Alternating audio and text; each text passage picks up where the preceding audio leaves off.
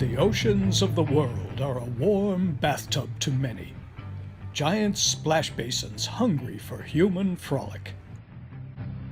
Surely nothing could get in the way of such good, clean, wet fun. Certainly not the creatures of the sea. What gentle jesters they are, scaly clowns performing our daily circus. But is there something else? Unspeakable things, things we can't pronounce, even with our advanced pronunciation skills. Lurking, waiting. Isn't it true that they came from beneath the sea? Sea! Advanced civilizations at the bottom of the water, lousy with gill-breathing arrogance. The landers are cruel, my grace. Why do these people put anchovies in cans? And what purpose can be served by facial hair? Surely we must flood their cities. What? See, strange predatory things that hunger for you the way a small child hungers for a doll.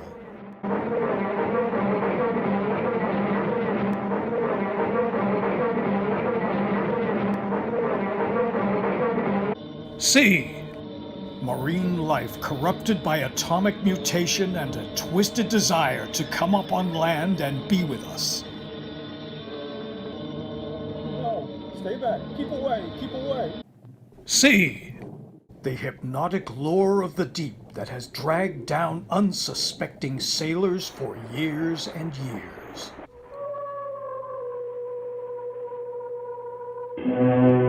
See, giant monsters who want to crush you so badly they can almost taste it.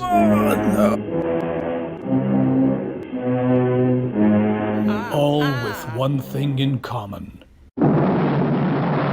They came from beneath the sea.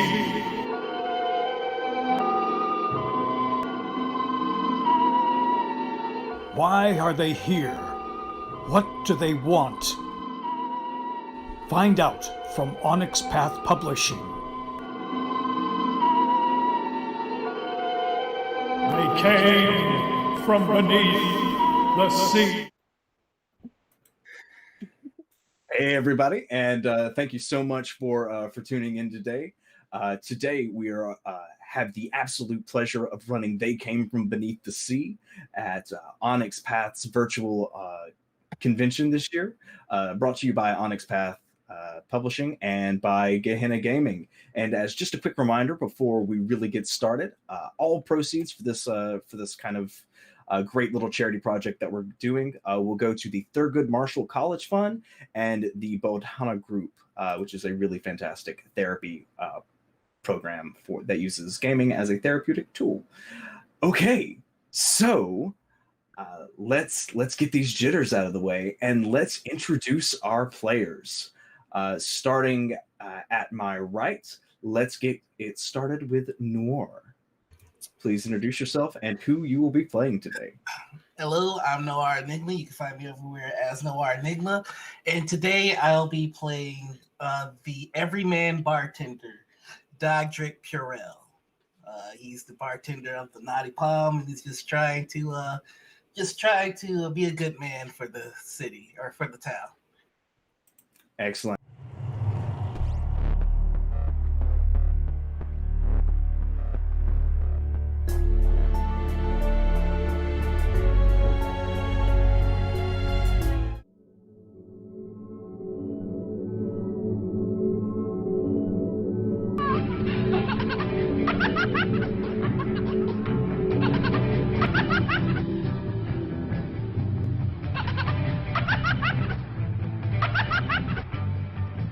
The oceans of the world are a warm bathtub to many, giant splash basins hungry for human frolic. Surely nothing could get in the way of such good, clean, wet fun. Certainly not the creatures of the sea. What gentle jesters they are, scaly clowns performing our daily circus. But is there something else? Unspeakable things, things we can't pronounce, even with our advanced pronunciation skills. Lurking, waiting. Isn't it true that they came from beneath the sea? Sea. Advanced civilizations at the bottom of the water, lousy with gill-breathing arrogance. The landers are cruel, my grace. Why do these people put anchovies in cans? And what purpose can be served by facial hair? Surely we must flood their cities. What? See, strange predatory things that hunger for you the way a small child hungers for a doll.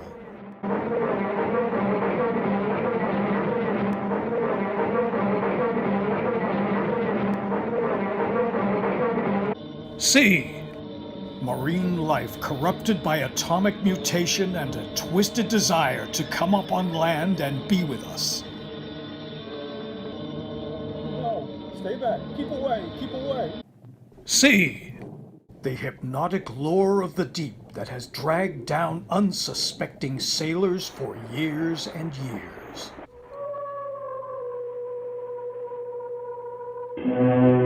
See, giant monsters who want to crush you so badly they can almost taste it.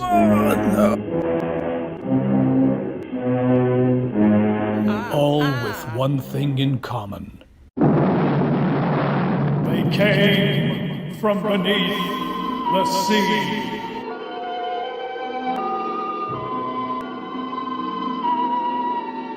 Why are they here? What do they want? Find out from Onyx Path Publishing. They came from beneath the sea. Now that we know where the converter is located, we can blow it up ourselves. You fool, you stupid, blundering fool.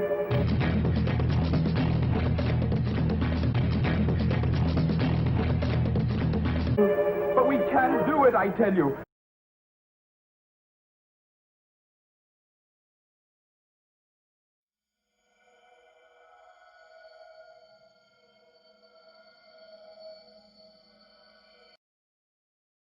Awesome. So sorry about that little bit of technical difficulty there, folks. We are right back now, and Noor, was there anything else you wanted to let us know about your character? Nope, that's it. And yeah, that's it. Fantastic. So we're going to move on to you, Cedar. Hi, I'm Cedar. I'm Persephone on Twitter, which is just Queen of the Underworld. It suits me so well. I am playing the survivor Olive Thatcher, who is just a danger lesbian in the deep south in the 1960s, and I think that's all you need to know. Fantastic. And Jay, what you got for us?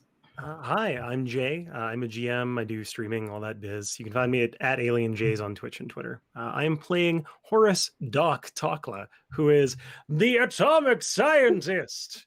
And I'm out for revenge on the government that has taken my genius and put it in a bottle. How dare they? And last but not least, Calliope. Hi, I'm Calliope. I'm Calliope on Twitter, and I'm playing Frothy Dollop, Fran, but she goes by Frothy, and she's the most beautiful beauty queen in all of Amory. And she's got her eyes set on Doc Tugler. He's going to be her ticket out of here to the biggest bunker in town. Absolutely fantastic. And just as a little side note, I guess I should introduce myself. Hello, everyone. I'm Zan, and I will be the director for this absolutely all-star game that we have going for us. Today's game is going to take place in the sleepy little town of Amory, Mississippi. A tiny population with a strange problem brewing. So, let's start our movies. Let's start filming our movie, shall we? The credits begin to roll. We see a few sights. We see the Tom Bigby Bridge over the Tom Bigby River. We see people gathered fishing in the creeks, swimming in the creeks, drinking in the creeks, doing all manner of family-friendly activities in the creeks. But the creeks is not where our story takes place. Our camera's going to shift a little bit, pan over slightly into the somewhat bustling town square of Amory, Mississippi, where it's the most special day of the year. Oh no, not Christmas. The yearly Railroad Festival. This is an excuse for everyone in the Tri-County area to get out and see the sights and enjoy one of the first days of summer after school ends. A chance for families to go out and have fun. The youth to find young love behind a bush, or the chance to eat yourself absolutely sick on fried food. And it's at this festival that our story begins. Our camera's going to pan over to the former beauty queen, infamous throughout town, though she is not a native. What's Miss Dollop doing as she walks onto the Railroad Festival today? Well, she's getting ready to be Best Caboose 1962. Excellent.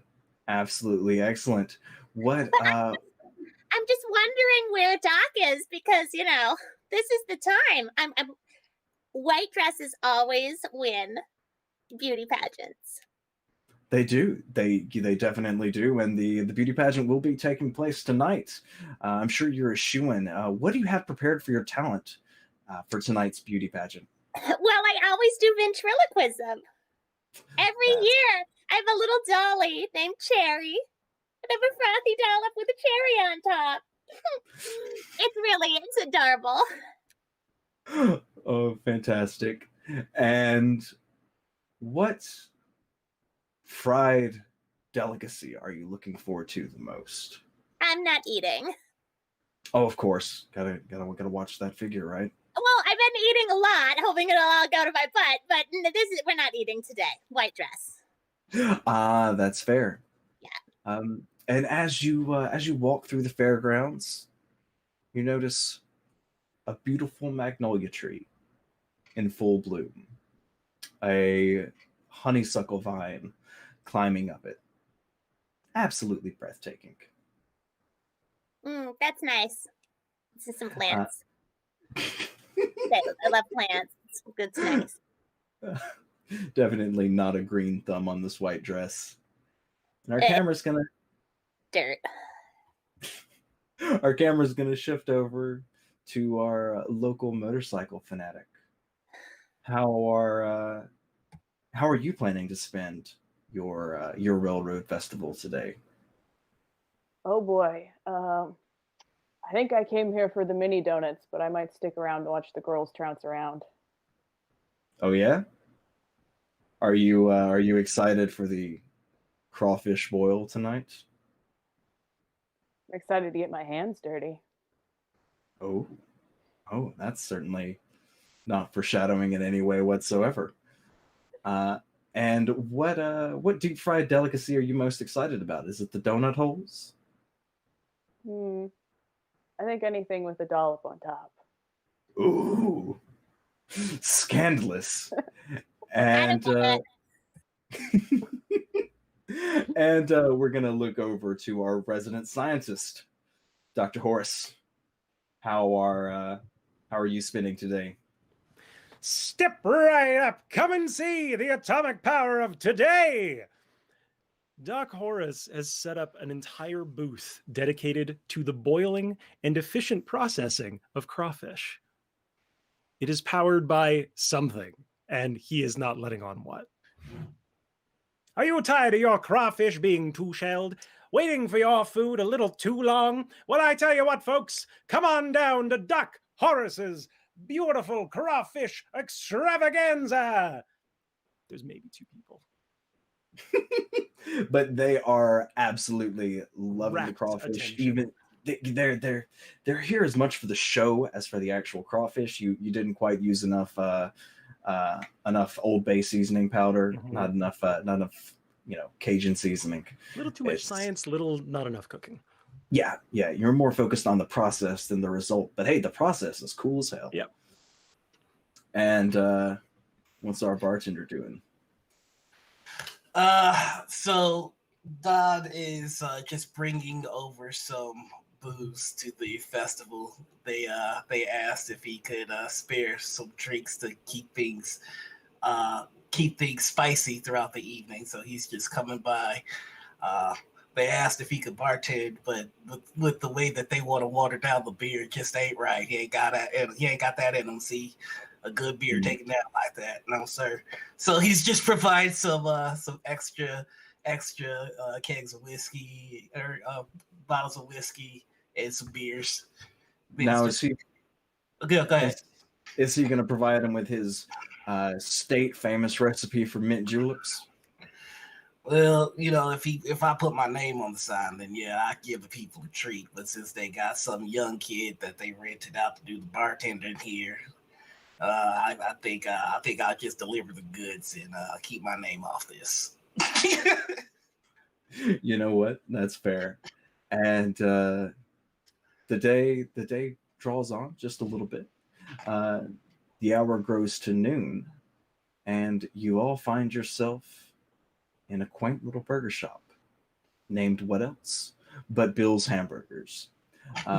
State renowned for its somewhat bland hamburgers that somehow get better the more you drink, and its syrupy sweet tea, always served with a large slice of lemon. Now, some of you might not be hungry, but this is where people come to socialize. So this is always a good place to shake hands, maybe run into some judges before their duties later on in the day. And it's always a nice place to see who is making an appearance with who, as this is the place to see what relationships survive the winter. So, what are each of you doing in Bill's Hamburgers?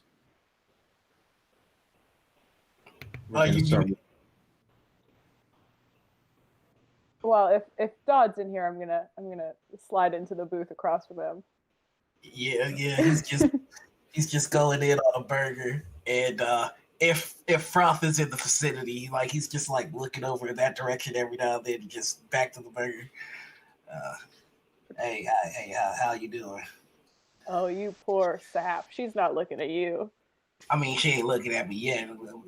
I give myself a nice expansion on this bar, become an epicenter of the community, become a good man. And I'm sure then that Frothy will have no other choice than to see what a good and capable bachelor that I am.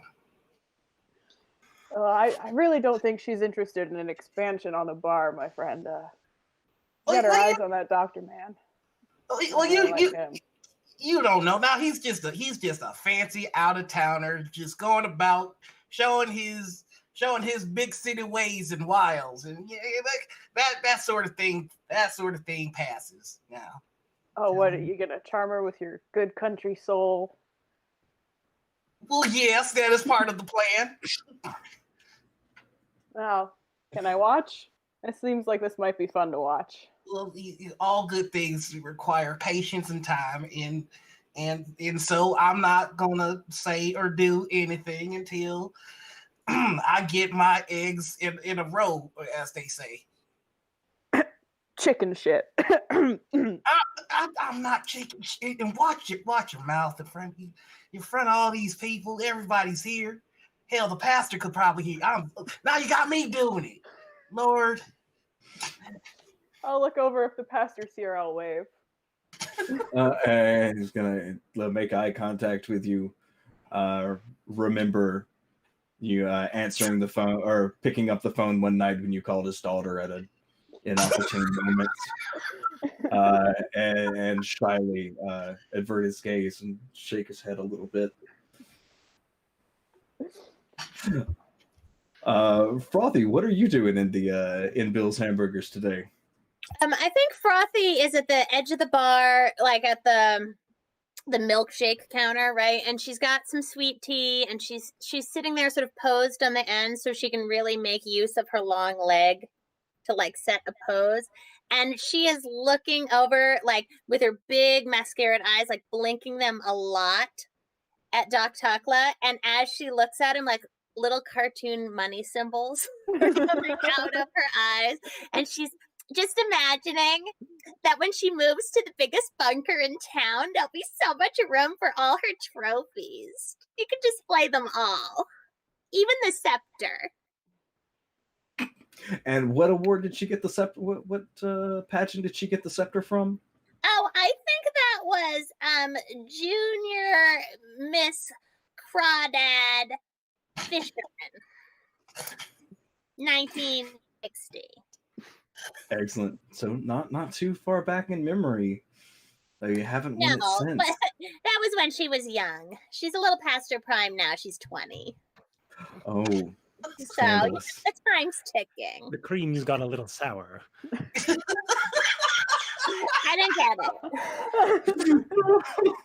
it. Oh, should have Doc, you're really smart. You're funny. Doc is currently sitting in one of the booths, taking up the entire table with diagrams and other like just notes and books and things.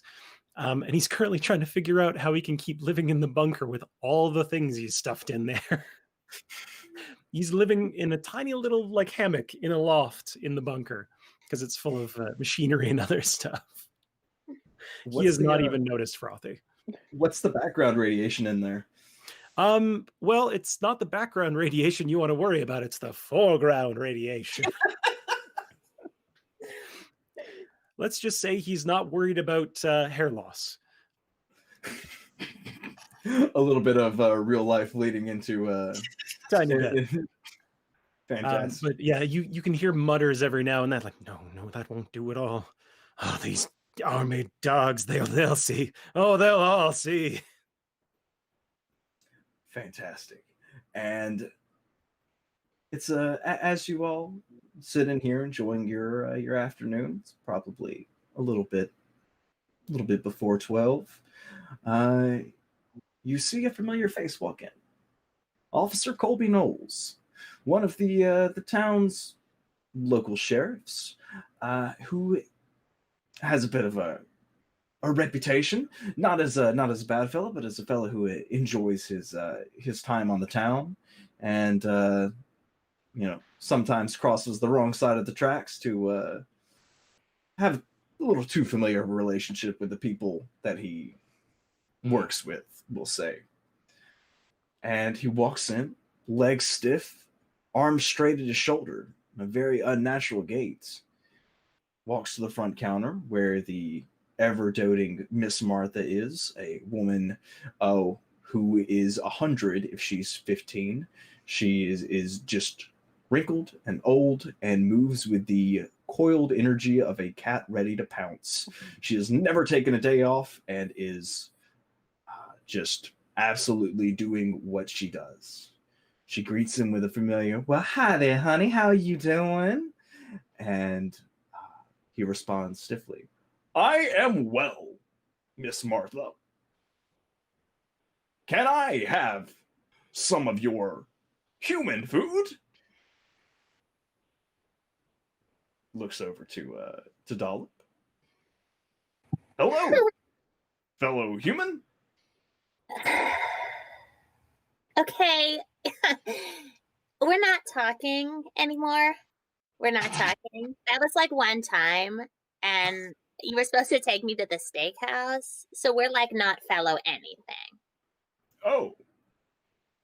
But I thought we were talking now. We're not talking.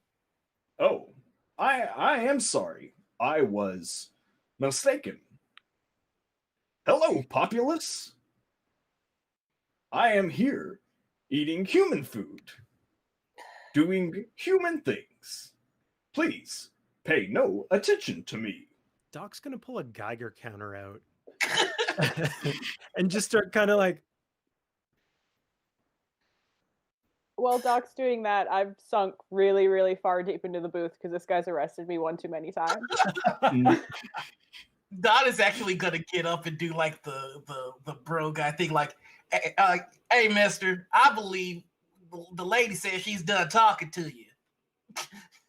Oh, yes, we are no longer communicating. Are we communicating? Good barman. Now, I've got a whole last name, and you will address me by. I'm so sorry, Pastor. The pastor just shakes his head and holds the bridge of his nose. It's gonna be a long Sunday. But Now, that's why don't you go about acquiring your human food and leave the people alone? Very well. That is what I shall do.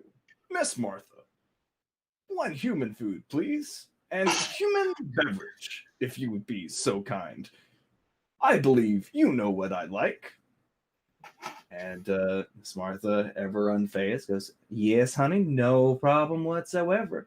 One double cheeseburger, no cheese, and the tea with extra lemon coming right up.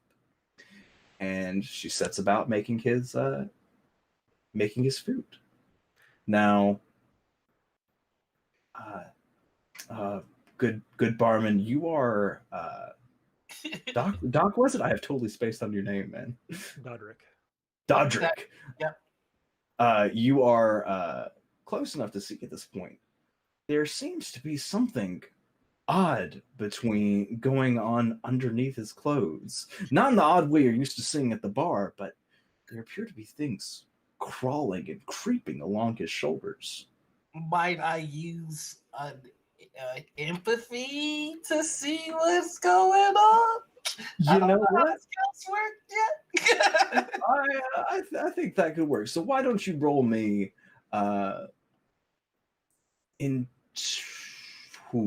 what is this going to be? This is going to be empathy and it's an and. I like it. Oh yeah. So this is for those watching, if you're unfamiliar with this is a dice pool system where skills are paired with attributes, and empathy is going to be the skill that our good friend is rolling, and that's going to be paired up with the attribute of I think this is going to be cunning. Yes. Yeah. So that's for what, D6? 4d6, yeah. Hey. No, 4d10. Sorry, no. 4d10. Oops. Yeah. Okay. Well, I rolled really well if it were D6. Yeah. You would have a hard time if it was only D6s. I wrote the exact same amount in D10s that I did in D6s. Oh, that's not enough though. Unfortunately, you need an 8 or higher to succeed. So you don't really know why, but you know something's up. He's acting a little buggy, and you've seen him drunk before. Doesn't seem like he's drunk, but I'm sure that he would notice if you weren't too busy going. Frothy, are you all right? I know he was in your face and stuff. Yeah. Is he wiggling under his pants? Now, please forgive me, Frothy, but I'm not in the habit of examining the well, that's just saying that if it is, that's new. Can I, while they're doing a banter, can I just start kind of eyeballing this guy like head to toe? Like, what kind of thing are you? Sure. Do you want to use that Geiger counter? Yeah, I think so. Cool. So why don't you roll me we're gonna say this is science and intellect. Oh hell yes. That's a 60-10. Nice. This is my jam, as you kids say. Excellent. So that's 3 successes. Oh yeah. Fantastic. Yeah, your Geiger counter starts going through the roof, beating out one of the recent songs of the radio, something by the Beach Lads or something similar, with its rhythmic clicking and clacking. And yeah, something ain't right here. This is like your front door level of radiation. My good officer, I say you're positively glowing. Why, thank you. I have changed my diet, and I am feeling fantastic. Is your diet uranium-238? No, I have become a vegetarian. Or Well, eating sea scraps. Well, Remnants of dead fish. the doc and the cop are really hitting it off. Have you ever visited the army base outside of town? I am not familiar with this place. I'd love to take you there. Wait, I want to go to the army base. My dear lady, Miss Dollop, this man is covered in radiation. It's not safe. I'm radiant. Well, you do have that. You're right. I agree.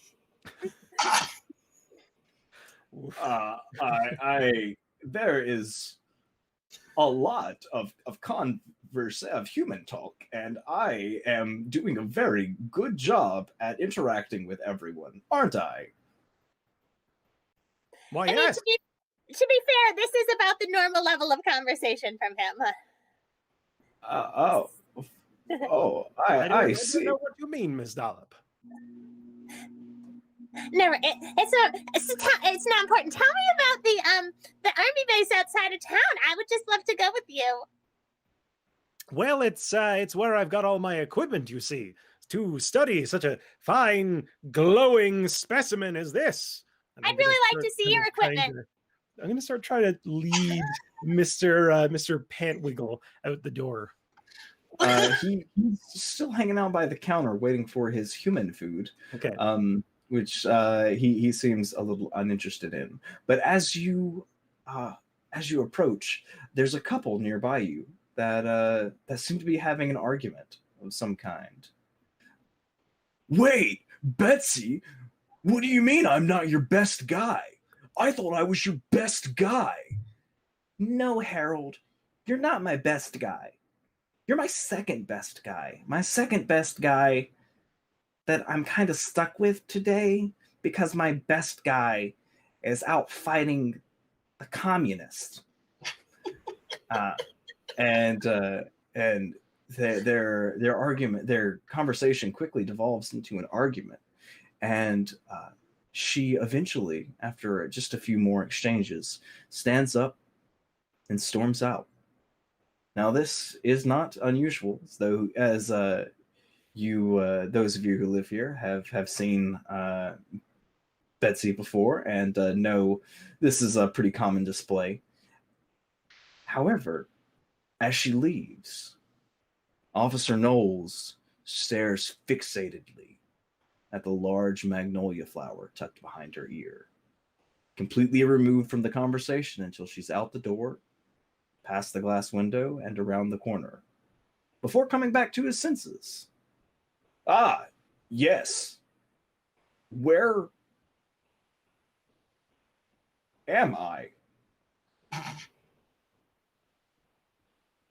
You're in burger establishment. Ah, yes, I was getting my human food. Miss Martha, is my human food ready? And Miss Martha walks over and leaves a brown paper bag with a base that is dripping in grease, and says, "Well, here's your burger, hon, and here's your sweet tea," and leaves a styrofoam cup in front of him. Turns around immediately and goes, "Oh my, I did forget, didn't I? Extra lemon."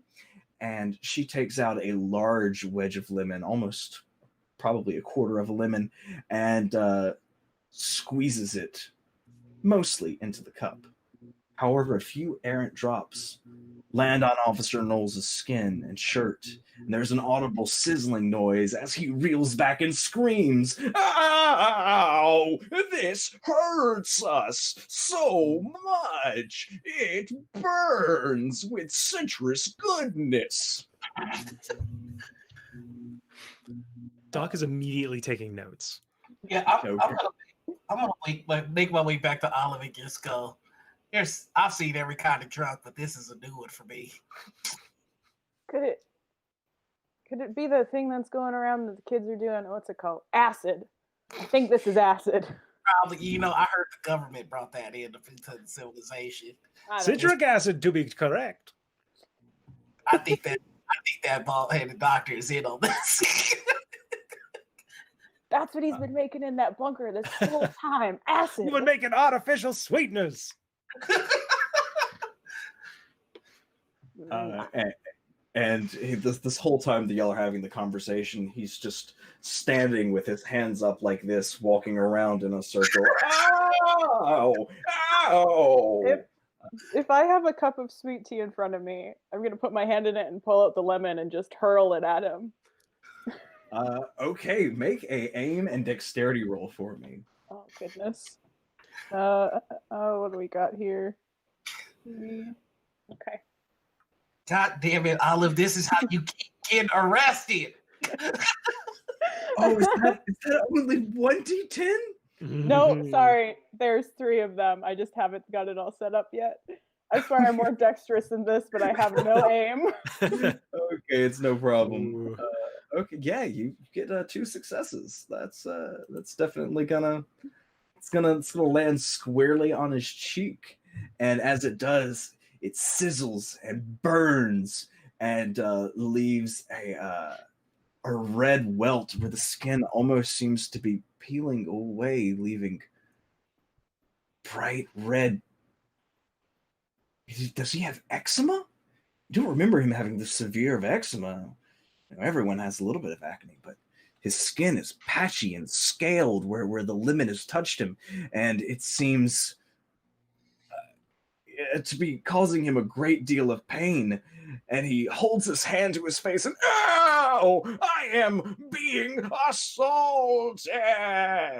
And he rushes out the door, leaving his food and beverage behind him.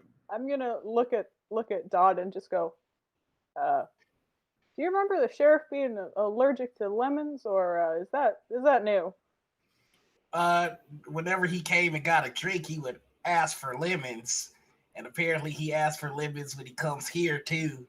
So I don't think he's allergic to lemons at all.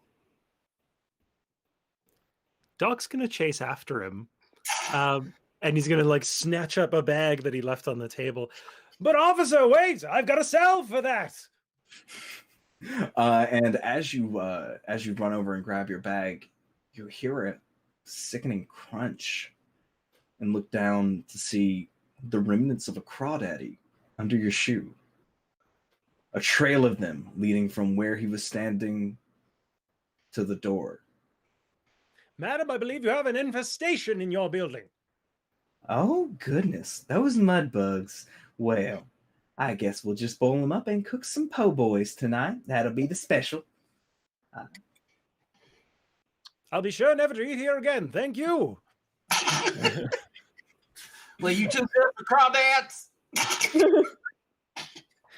Too good for crawdads I've stepped on, my good man. God damn out-of-towners. Excellent. Excuse me, Doc. I'm not from here either. I'm from Delaware. I've been here since I was 10, though. That is a goddamn lie.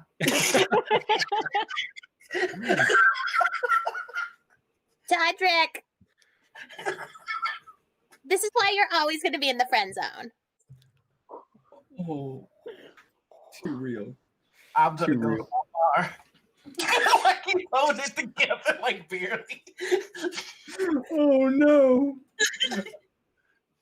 So and what are you doing, Cedar? I mean, if Dodd is leaving defeated, I'm just gonna look at Miss Dollop with this look of enamorment and fear, and then I'm going to follow him. And I'm gonna take my hair and I'm gonna flip it. I am absorbing all of that hair flip. This is mesmerizing. I don't exactly understand how this works, but one of my trademarks is hair flip of doom, which can make you feel like absolutely nothing. So I'm gonna I'm gonna make really intense eye contact with you, and I'm gonna flip my hair, and like it's as if you don't even exist. Oh no, I got the hair. And I'm gonna just okay. push my attention to Doc. What skill is Hair Flip of Doom tied to? I don't know. I think it's my mouth. I think it's tied to mouth.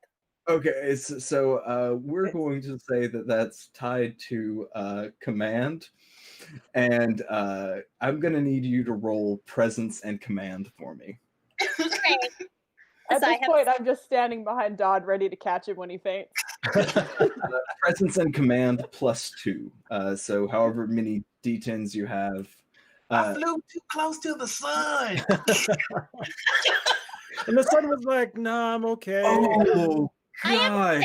7 D10s in command and presence. Oh, wow. Was that with Yeah, was it's that what with an additional happens when two? your baby miss Magnolia Seed 1952. Oh, Doug, like the oh, look- man. It's like Denzel's last day to trade today. He's just getting lit the fuck up. For the audience, she rolled 5 successes on that. So yeah, I think you flip your hair, and as you flip your hair, we just hear the jingle of the door, and Doc is no longer Dak is no longer there, and there's just a bewildered looking Cedar standing there, and where did her co-star go? The actor that was playing this character has taken some of the emotional damage and has gone back to his trailer for a smoke. So hard you get recasted. Yeah, actually, I think that's exactly what happens. I think as everyone continues their way outside, we see a new person wearing the same outfit, maybe a few inches shorter, a couple of pounds heavier, with different colored hair. Just standing outside with the group, trying to look like they belong perfectly. I've been here the whole time. For those of you who have seen The Room, this is like how they switched the psychiatrist halfway through the movie, and nobody blinked an eye at it. I'm dark skinned Aunt Viv. I'm just gonna be standing beside Dodd and looking as if I've been hit by a hurricane. I'm very quietly gonna say, I want her to step on me. Oh my god. And then I'm gonna put myself back together, and I'm just gonna look at him and go, "You heard nothing." I wish I was her crawdad. Oh man. You can be.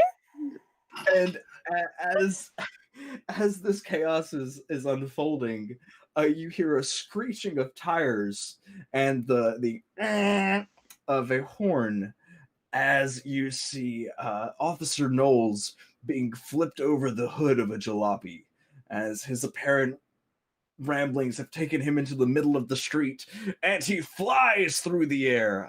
It's not actually him, it's a mannequin wearing similar, though not exact clothes, as it stiffly flips end over end, one of its arms falling off before landing heavily on the ground. You buffoon! Watch where you're driving! You could have killed this poor man! Sir, officer, are you all right?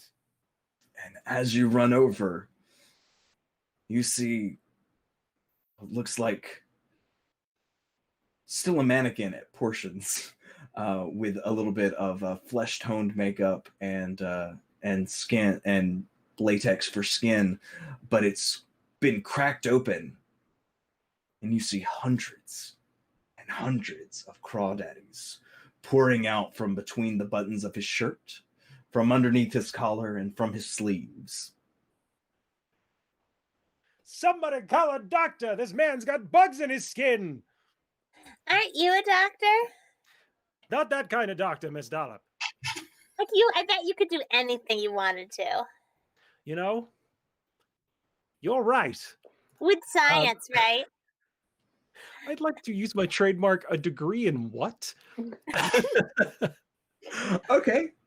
And I'd like to try to figure out how this man suddenly became infested with crawdads. Okay, so we're gonna say that that's going to be a medicine and intelligence or intellect. Cool. I'm down with that. So that is 7. With the plus two dice. Yeah, that's 7 total for that. Oh my goodness gracious! That's going to be 5 successes. Okay, yeah, there is crawfish don't normally grow out of people. You don't say. Yeah, this is a highly unusual case, and even though it's turned off, your Geiger counter starts to click and clack in your pocket.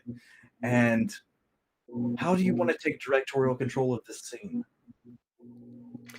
I would like to pull out a small Geiger counter that I have, or rather, not just one, but kind of almost like a pack of them, and I'd like to start just taping them to crawdads on whims and kind of getting them to lead me to where they're going. So just having almost like trackers on little crawdads.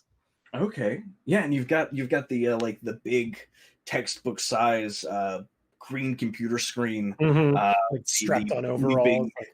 Bing, bing. Yeah, and it looks like they are moving towards the fairgrounds proper. These people are in danger. These crawdads are going to cause all kinds of ruckus. I want to help you. I want to help you save the day. I was Miss Crawdad Fisherman Princess 1950 something. I can help you. I have a scepter. Why, Miss Dollop, that's a fine idea. I think we can use your fame to get people out of danger. If all opponents of undersea invasion look like you, count me in. That's one of my quips. Yeah, okay, everybody. So that. hands out flat, and we're going to on the count of 3, thumbs up if that was a solid enough quip to approve, thumbs down if it was weak. Just one last time for the record, what was your quip? If all opponents of undersea invasion look like you, count me in. Excellent. All right, everybody. So hands out. 3, 2, 1, up. Excellent. Yeah.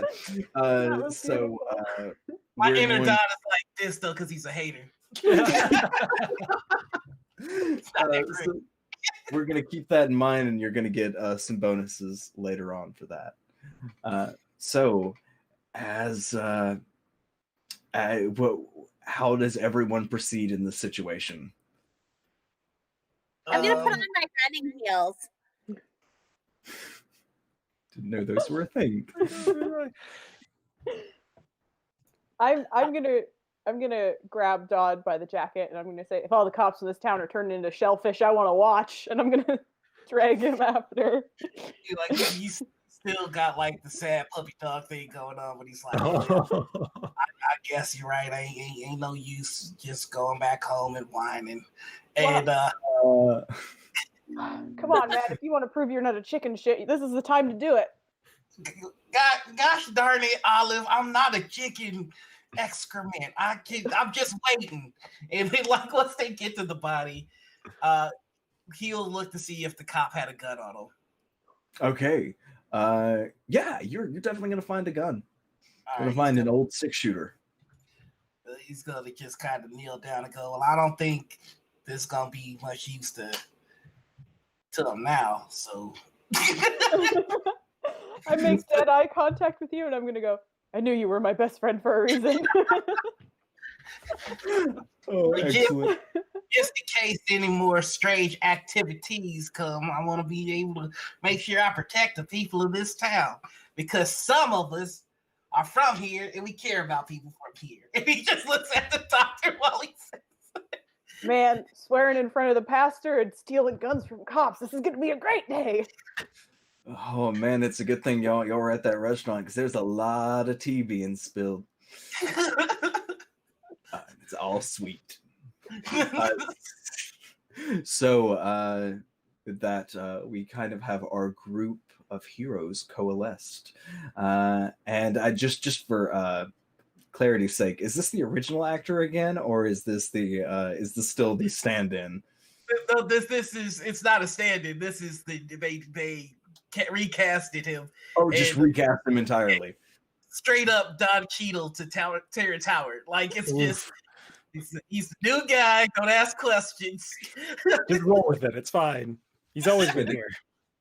There is a limited number of actors in Amory, Mississippi. Probably had to bring one of y'all in from Tupelo. Are we not filming in Vancouver? That would explain all terrible accents. Okay, yeah. So you all are standing together over the mannequin that was Colby Knowles, still oozing crawdads, and Horace, your sonar, not sonar, but radar thing is bing, bing, as it shows you the crawdads moving in a straight line into the heart of the fairgrounds. Well, they're beelining for the fairgrounds. I think that's our best bet. All right, Doctor. I'm willing to work with you, but don't you try nothing silly. Silly? Wouldn't think of it, my good man. Now, come follow me. My Geiger counter's off the charts. All right, let's go.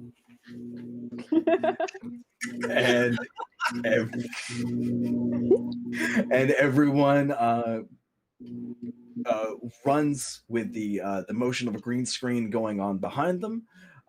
It's the same, maybe 10 yards of like signs and storefronts and the odd tree, just kind of rotating path as you all run for a few moments, and then the camera flips around and you are standing near the entrance of the fairgrounds, and you hear a commotion from the other side.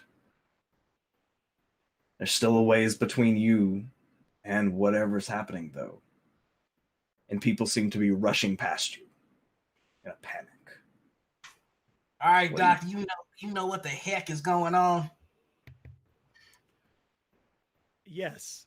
I would like to use my trademark streams of jargon to persuade my companions that I do know what's going on.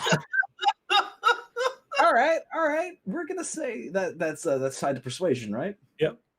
Okay, we're gonna say that is manipulation and persuasion. Okay. So that's 6. Dice don't fail me now. That's 5 successes. Would you quit getting 5 successes? You're killing me, man. What the fuck is going on, y'all? Well, you see, it's quite simple. Crawdads in and of themselves, they're tiny crustaceans that live underneath the mud. Now, all that mud, it soaks up radiation, you see. Much like plant life, it'll absorb it over time. These crawdads have been eating these things for years, centuries. All this radiation the government's putting into the water and the ground supply, it's getting everywhere, and these things are mad as hell, and they're not going to take it anymore. We've got to stop them before they irradiate the entire country. Who's with me? Jesus, Doc, give it to me in English. They're radiated. Oh. It's atomic power. Oh, okay. Yeah! How did that make sense to me and not you? I have You're layers. really smart. I'm smart. And I'm just gonna push past them and start going towards the commotion. Did she say something?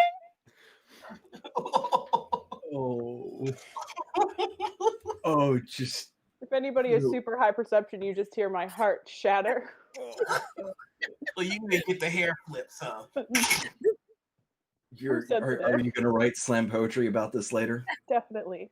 Turtleneck and everything. Cigarette, spotlight. Oh man. So you begin to make your way through the fairgrounds, and the first area that you come across is the food section, the food vendors. Now, this is a place for local vendors to hawk their wares. Those out of town influences to try to come in and maybe gain a foothold on the cherished, valued, well-meaning economy of Amory, Mississippi, and yeah, this should be a place of peace and happiness. But it's not. People are running. People are screaming. You see one of the local deep-fried crawdad po' boy stands has been overturned, bubbling grease and a small amount of fire spewing forth from it. How do you proceed? Oh man, if there is anything around me that could be used as a weapon, like a one of the baskets out of a deep fryer, I'm gonna pick that up. All right, make a resolve, or make a cunning, and I'm gonna say cunning in close combat because you're looking for a weapon, or cunning and survival, whichever one's higher. Okay. So that's gonna be a big old whopping 5. Oh, nice. 3 successes, most excellent. Bad. So you look around, and what do you find? Well, I do have grizzled veteran, which means that I get some kind of bonus every time I find a weapon that is similar to my weapon of choice, which is a baseball bat. So if there is a broken leg of a chair that can be swung around like a club, I'm gonna grab that. I'll do you one better. It looks like the pageant for this year's Little Miss Crawdaddy has left her scepter lying on the ground. Oh yeah. I'm picking that up.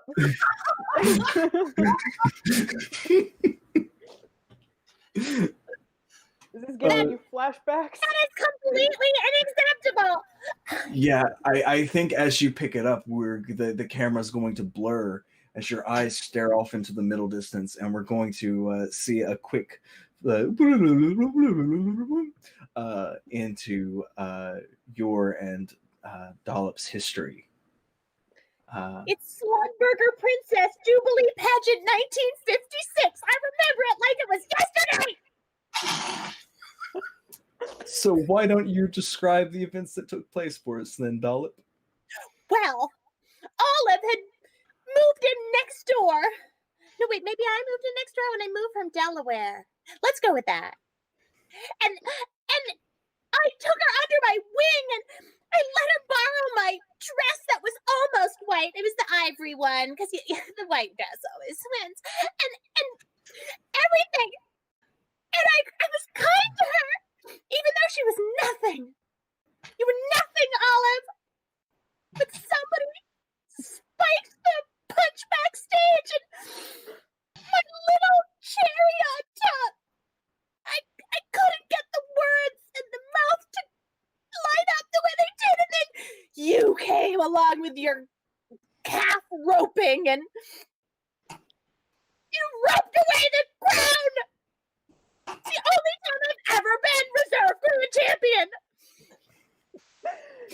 Just cut to a photo of Olive in a white gown with the bottom half is covered in mud. She's wearing rubber boots and there is a calf on the floor in front of her all tied up, and just behind her is little Miss Dollop just shooting daggers at her.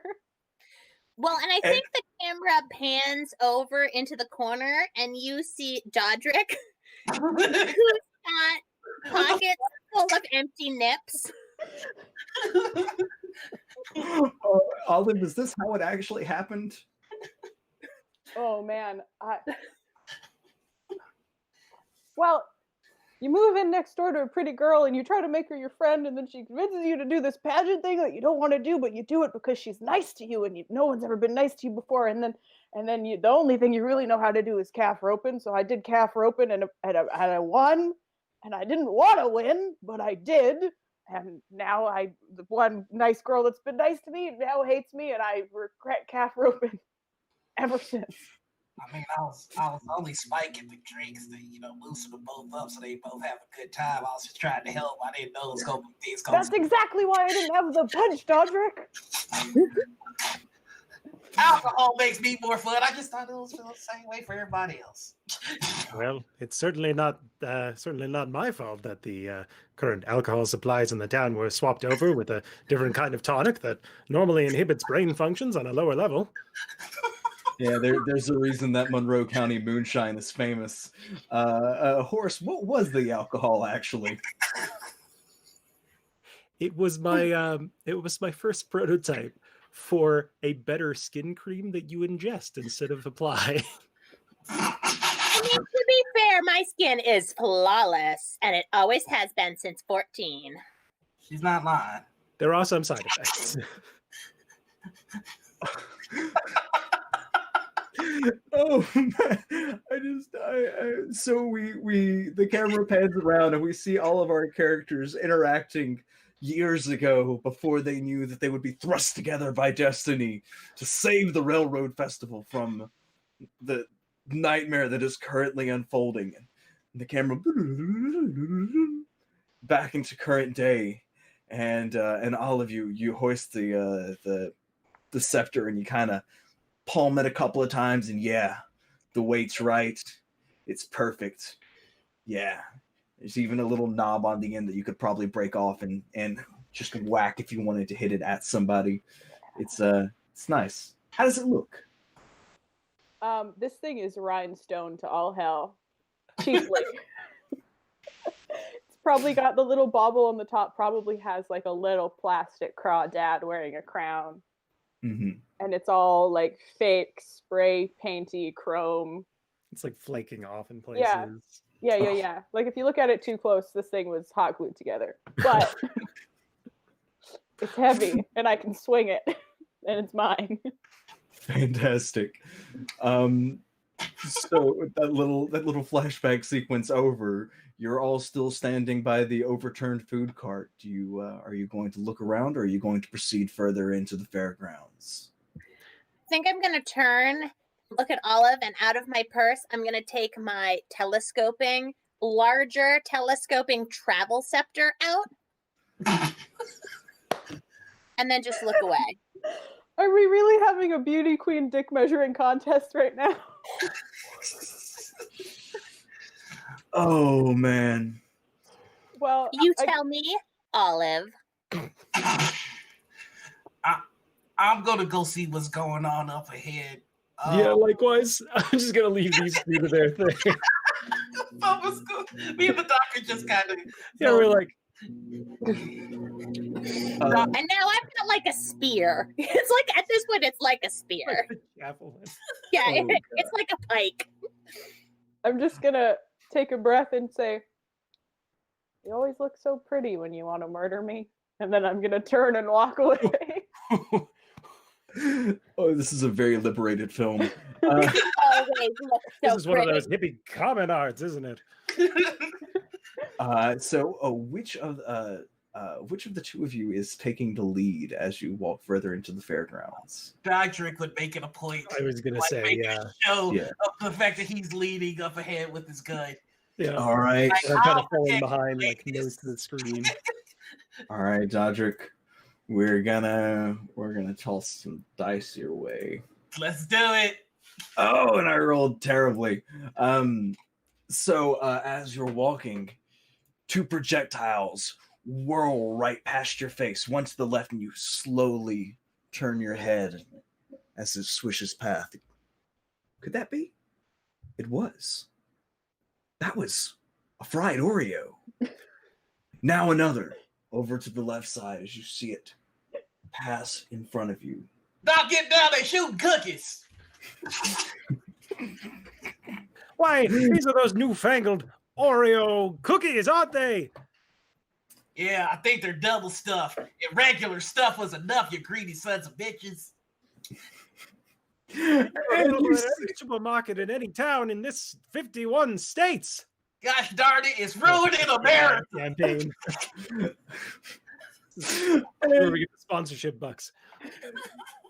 Yeah, as you say, as you hold up a Pepsi, Yeah, exactly. Um, I'll like take cover behind the computer, like. Right. Yeah, so you dodge these two projectiles and you see a menacing figure in the distance, standing a whopping 4'1", what must be a fourth grader, standing with a slingshot and a basket full of freshly deep fried, piping hot Oreo cookies. Boy, are you outside of your rabbit ass mind? You throwing stuff at me while all sorts of heck is happening? Boy, I could have shot you. And he pulls back his slingshot. Now, don't you dare. Smiles mischievously. Don't you dare. Don't you do it. Don't you do it, boy. Boy, don't. Looses another one. Boy, what I tell you. Can I try to catch that? You definitely can. I would like to use my trademark of I played a little ball. Okay. All right. Yeah. Make a dexterity and athletics roll for me. Okay, it's actually linked to survival for my trademark. Okay. I can do that. No, they go for survival. Yeah, Okay. go ahead and do survival and give yourself the +2. And what was the attribute? Dexterity. Dexterity. Crap.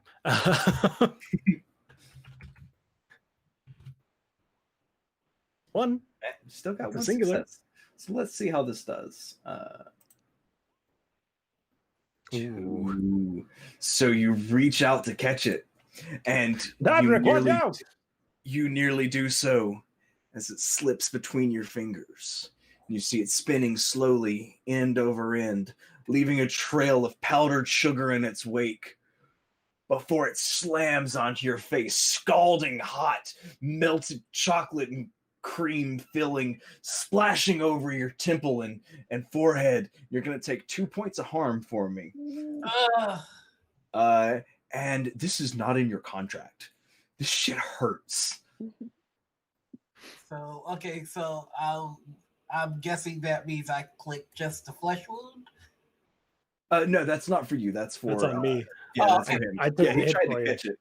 Okay. Yeah, I mean, not yay, but but Yeah. Yeah, you got hurt. Is it just a flesh wound, or am I clicking that'll leave a scar as well? You're clicking just a flesh wound, I believe. I believe there are 3 slots for it.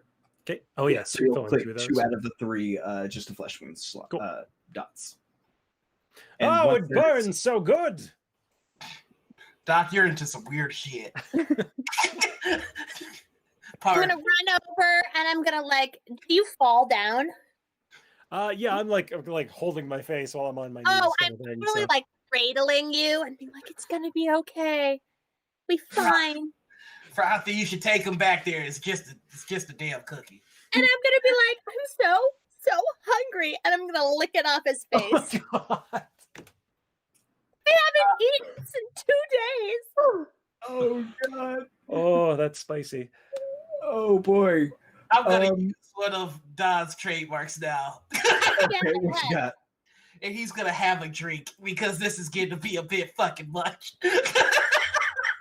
All right, what skill is that tied to? It's tied to persuasion, so he's just gonna be like, probably just take him back. It's just a damn cookie. Give me composure and persuasion. All right, composure is. Oh, I'm actually not bad at that. Yeah, composure and persuasion +2. Well, you gotta be when you're trying to get dollop. I got 6 die, so nice. Jesus Christ, I suck at this game. You gotta not roll the d6s. You are literally bound to fail. Yeah. Oh yeah, it's a D10. I was like, oh man, this is a garbage roll. Hey, There we go.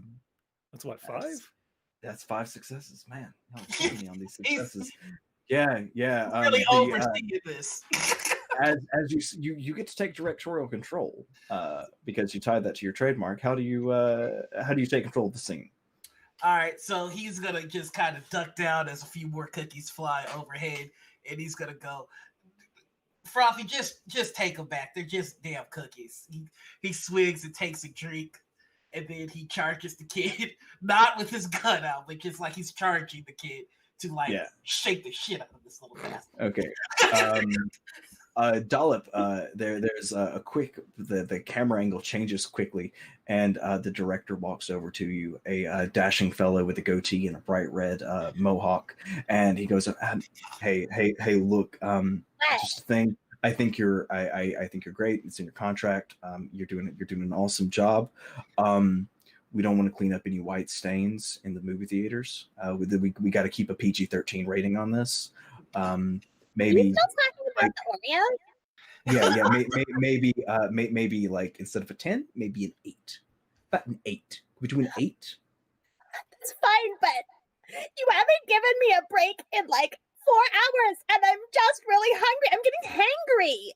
Oh, you know what? You're right. Everybody. Excuse me. Where's catering? Catering? I'm just getting to my action scene. God damn it! I'm just in the middle of this dramatic. Come on now. Look, everyone. You're right. But first, before we continue filming, union rules and everything, we're gonna have to take a tight 10, and we're gonna get catering on. It's Taco Tuesday, everybody. Everybody, look forward to this. There are gonna be some great tacos. If I have to watch her lick Oreo off his face again, I think I might off myself. You know what? I think I see why the first actor left. We finally get to a good doctor scene, and you motherfuckers want to cut us off. And with that, everyone, we're going to take a break. Going to get a little meta in here, let our actors take a quick bio. And thank you all so much for hanging through with us with the first half of this ridiculous little adventure. We're going to be back in just a few minutes to continue the excitement. And let's all go to the lobby. Yeah.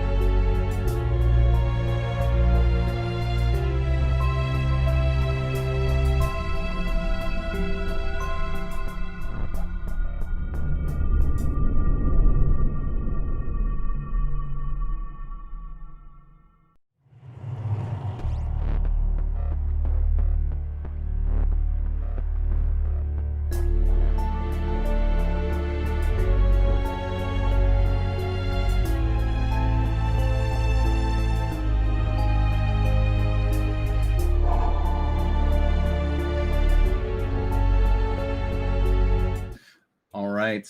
Welcome back, everyone. Thank y'all so much for hanging with us through that break. We are back, and just a quick reminder that this is a charity game going to benefit the Thurgood Marshall College Fund and the Botana Group, which is a therapeutic gaming organization. So before we kick back off, the camera's going to scroll over, and we're going to see the director take one last drag off a cigarette, throw it down, snub it out, and pick up his nice martini from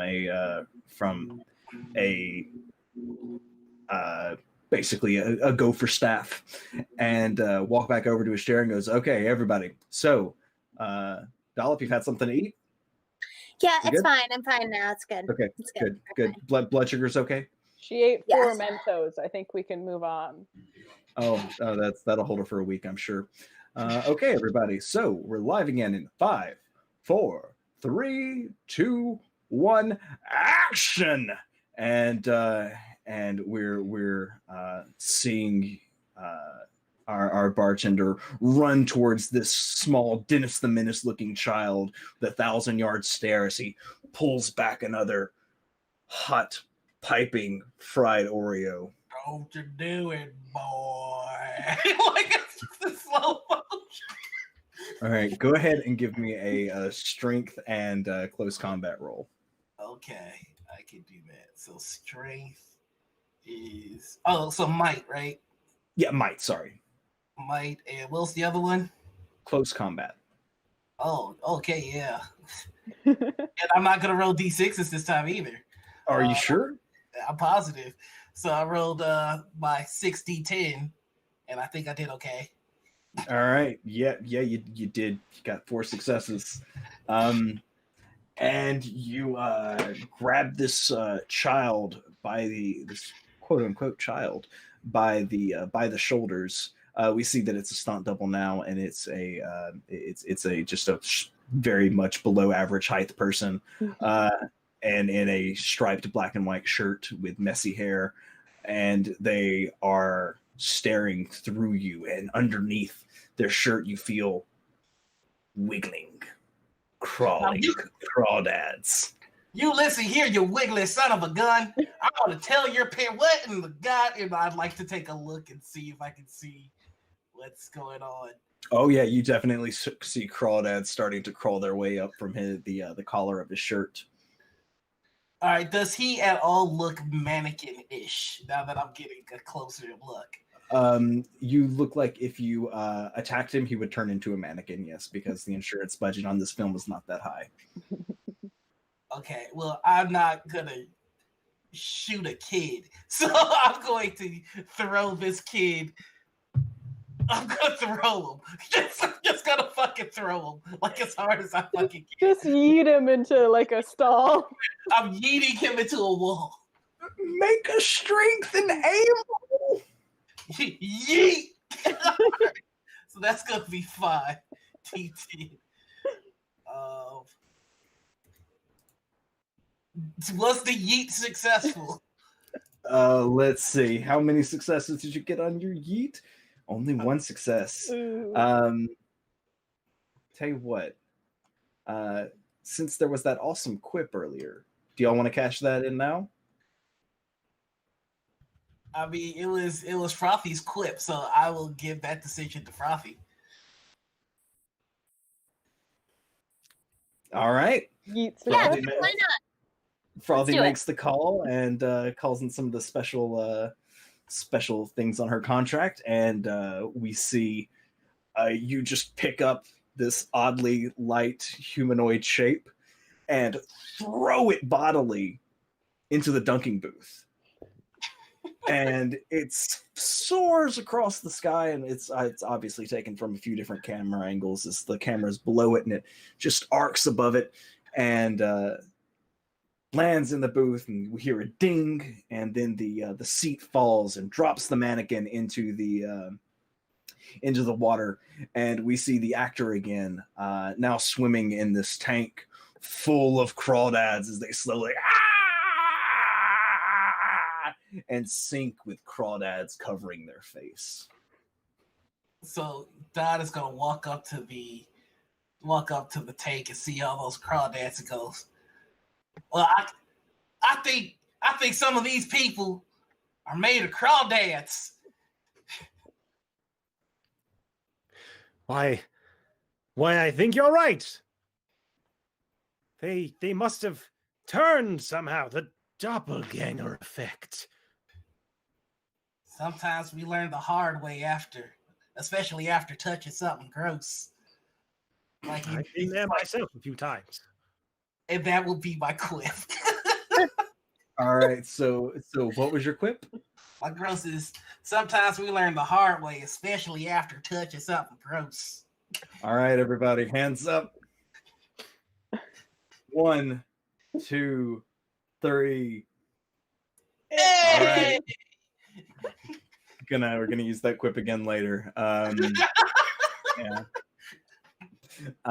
Okay, so with that threat neutralized, you hear a bit of feedback as a loudspeaker turns on, and there are you still see a crowd gathered in front of the stationed engine, which is an old steam train that, being residents here, you all would know is used to fire the massive 200-gallon crawdad boil that kicks off this festival every year.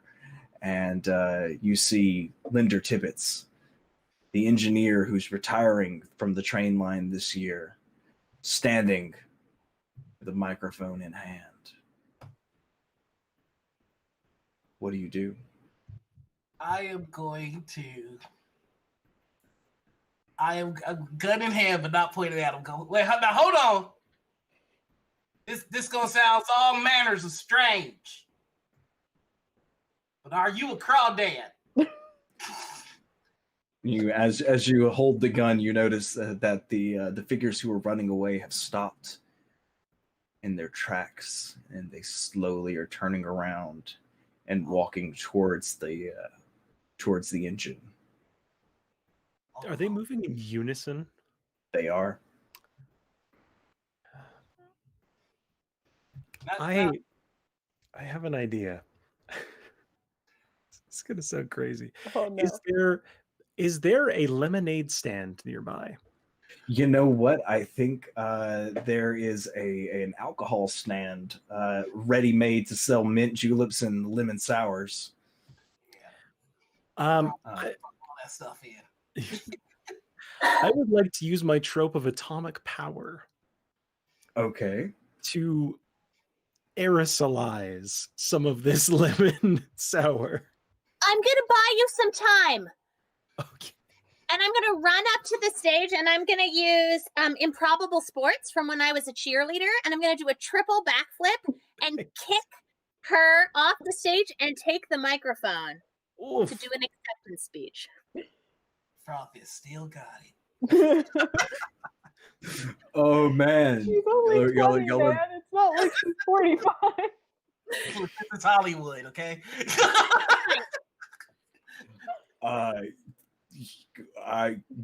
Yeah, totally. Okay, so go ahead and give me a dexterity and athletics roll for you there, Frothy.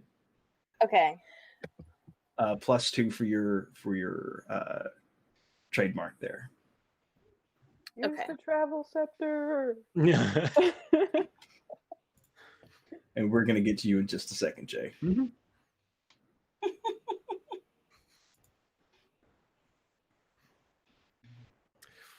Oh, only one success. Okay.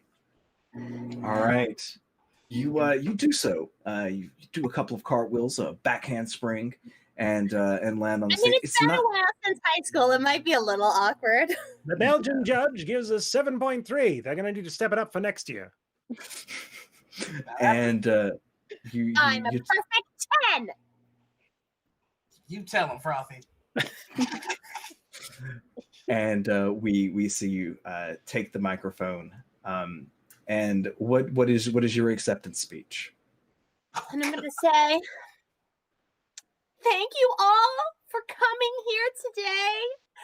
You know, little crawdaddies and mummies and children of all ages. I am so proud to be here today and to tell you about how I'm the best caboose of 1962.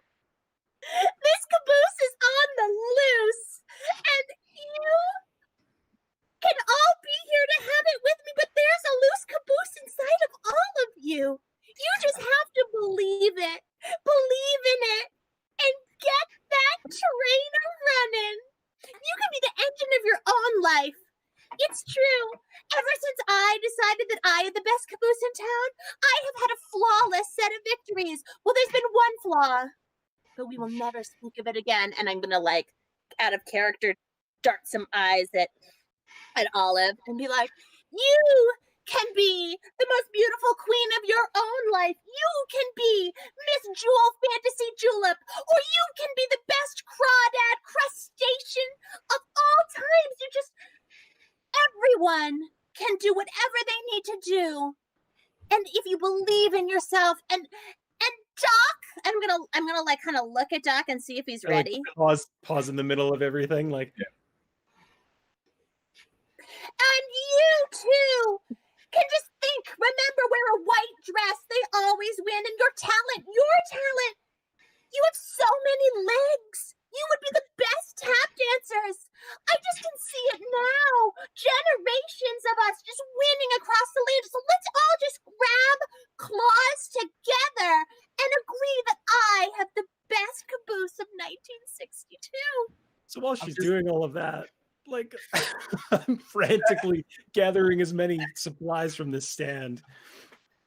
I think there's like a I think there's a quick cut to the director, like flipping through the script, going, "God damn it, she's off script. She's improving. We didn't hire her to improv." Oh, there's crew in the background, like. Yeah. Like, remember, don't be crabby. Oh. Todd is just gonna lean over to Olive and be like, "I'm gonna marry that woman." I'm gonna hit him, like tap him with the scepter and go, "Not if I do it first." Jay, we see your character inside the liquor stand, and I think you've got like one of those old school, like almost bellows style, like pesticide sprayers. And yeah, you're just siphoning up pure citric acid.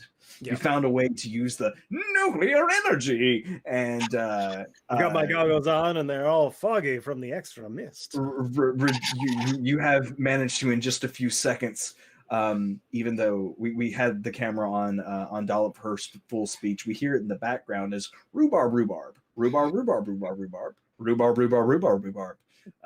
As you quickly vaporize this group of lemons, limes, citrons, and yuzu into their atomic essence, the element atomic of deliciousness. Turbines to speed.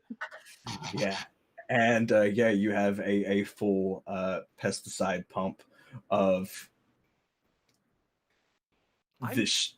I'm gonna start slowly working my way into the crowd and just kind of pretending like, yes, it's me, another of your crawdad friends. Isn't she wonderful in her human speech? I'm gonna need Dollop to give me a persuasion and no, we're gonna say this is empathy and presence. Crawdad empathy. So Frothy Dollop has no empathy. But she Why does am I have a not lot of surprised? presence. So that's good. Command? Let's see. We could say this is definitely empathy. Yeah. This is definitely empathy. And that is going to be 4 successes. Come on, you're killing me here. And the crawdads, they no, they don't. It's like it's the crawdad version of Snaps. Yeah, it's just like a mass clacking sound as their attention is completely glued to you. And Jay, I'm gonna need you to make a composure and culture roll for me. Oh. Okay. Okay. Come, man. Yes, Whoa! yes, don't mind me, fellow crawdads. Listen to her. Clearly, we all need to step up our game. Audience, he had 3 dice to roll and got 4 successes. This is what I'm dealing with here. I apparently have. I wasn't exaggerating when I said I had an all-star cast. This movie can't get bad reviews, apparently. So yeah, you pass off perfectly. You even see like a little crawdad on the street, and you like put it on your. You pick it up, and we see it squirming, and then we see you put a little like plastic crawdad lure on your face. Because that's not in your contract. Why would you want to have one of those nasty mud bugs on your face? It might pinch you or something. Yeah. What are the rest of y'all doing for this absolute madness? Oh man, if there are lemons to spare, I'm gathering them up so I can throw them up and bat them at crawdads when the time comes. Okay. Probably lemons to spare. Yeah, there's only so much room in this little contraption. I would be going through the crowd and trying to disarm any other crawdads. If there's like other crawdad cops, I'm trying to take their weapons and ammo, and I would like to use my trademark old habits, because back in the day, I wasn't always a straight narrow type. I used to get a little wild. So, all right, I'm gonna say you can pick from dexterity or composure and tie that to larceny. Nice. So you said give yourself a +2. Composure and dexterity. Composure or dexterity with larceny. Larceny. Okay, well they're both the same, so I'm just gonna take composure and larceny, so that gives me 6. And that's go ahead and give yourself that +2 your trademark. Yeah. Oh wait, so that's another 2. That's another 2 dice. Yeah. Oh, D10. 8 then. All right. Oh, you needed that right there. Yeah. Good God. Yeah. You were talking about an R-star cast. There's Roll 20 fucking hates my guts no matter the system. You're a new actor, you're in character. It would have been the original actor was all-star, but you are the understudy. So I mean, what can you expect? You're the B-lister. Yeah. They put the costume on a sound guy, and they were like, "Now's your chance." Yeah. You always had big dreams, kid. Yeah, we're gonna say you pick up a couple more rounds of ammo, and you don't find any more cops, but this is rural Mississippi, so everyone's armed. Yeah, I know Ted don't go nowhere without his piece, so let me get that off him. Irresponsible son of a bitch always gets cranky after 3 whiskeys. Yeah, there's a few people with hunting rifles just cause. There's somebody with a archery set. You don't know why. Yeah, let me just grab that. I don't want no crawdads having bows and arrows. I already saw a man get taken down by a cookie. I don't want to know what they'll do with an arrow. Oh God. Oh my God, crawdads and robbers.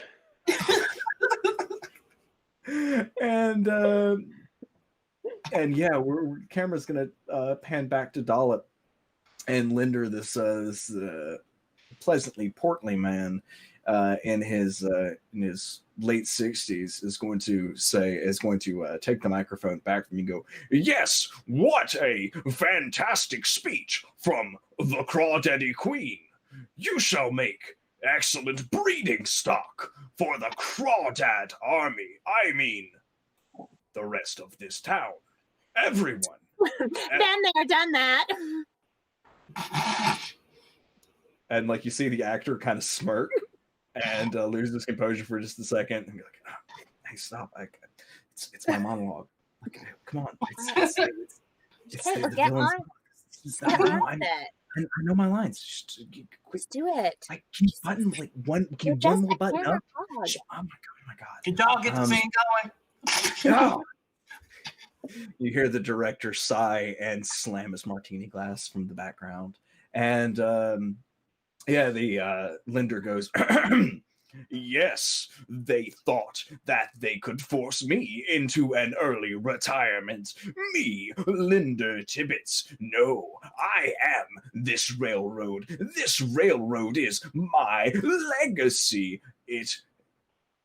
I'm gonna bat a lemon at him.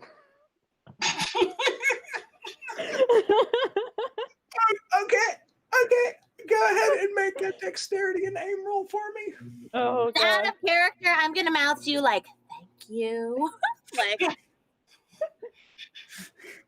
Where'd they get this fucking guy? Oh, oof. Okay. Why didn't I get his job? One. As you bat the lemon, he reaches his hand out and he grabs it. You hear a sizzling sound. Can I do something in response to when he catches it?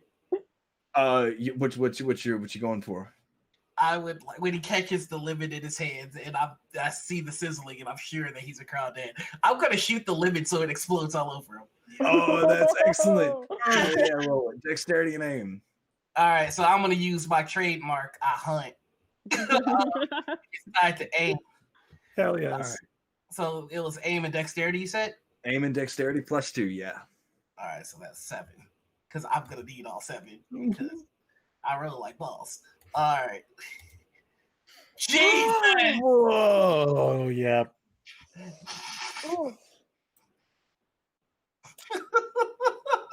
Oh, that's a botch. That's a big old botch. Please don't shoot Dollop. Can I use my quip? I'm gonna say no on this because I got a direction for this to go, and you shoot, and the gun is not loaded with blanks, and you hit the lemon, it explodes, and you see the actor completely lose his shit for just a second. Ow, motherfucker! Holy shit! You fucking shot me! You fucking shot me! You fucking idiot! Hey, no, that's not on me. That's on props, goddammit. Why didn't we tell you about firearms security around here? God damn it, I could have blown this goddamn head off. And the director's like, cut.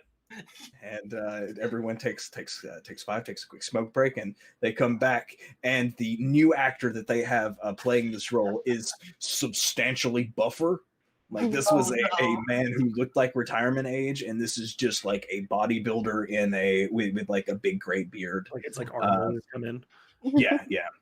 Hey, can we just be clear that this is the last clean white dress that's in costume? So can we not have any more issues with lemons and blood? I think you're on the wrong set, honey. This is what's gonna be going on the entire day. So the scene's gonna pick back up with your gun freshly loaded with blanks. I mean, I certainly the fuck hope so. and him holding a lemon, or a baseball that's painted like a lemon, rather. And yes, now I told everyone that this was my legacy, and today we're going to take revenge on those that would have seen me go into a early retirement. Now What do you mean? everyone, my crawl daddy brethren and crawl sunderin and daughterin and sisterin and cousin. Okay, bang. He takes the shot again. What was your name? Sorry, this man. Linder Tibbets. Yeah, Tibbets. Mr. Tibbets, I hate to interrupt. I'd love to stay, but I've got a date with the rest of my life. And I'm going to spray in like a full 360 with the lemons. God. And that is my quip, by the way. All right, everybody, how's the quip? Wait, what was the clip one more time? I'd like to stay, but I've got a date with the rest of my life. All right. All right, ready? 3, 2, 1. No, I asked you like It's the hater in me. Like Dr. is just really like nothing the doc can do can be awesome. Yeah, so we're going to say you spray around you, and we're gonna catch that quip in now and say that it's perfectly executed. You've got 3 camera angles. It's this bright yellow mist, and people around you start. Ah! You hear a few Wilhelm screams. The people in your immediate area just completely fall back comatose. And Linder roars with rage as Dodrick takes his shot. Dodrick, go ahead and take that second shot for me. Loaded with blank. Yeah, we're gonna try this one more time. Please don't fuck me, roll 20. You can only roll 5 dice this time. You can only get the trademark once. Yeah, hey, I think Hey, that's 3 successes. That's cool. That's what you need. So pointing the gun at him, you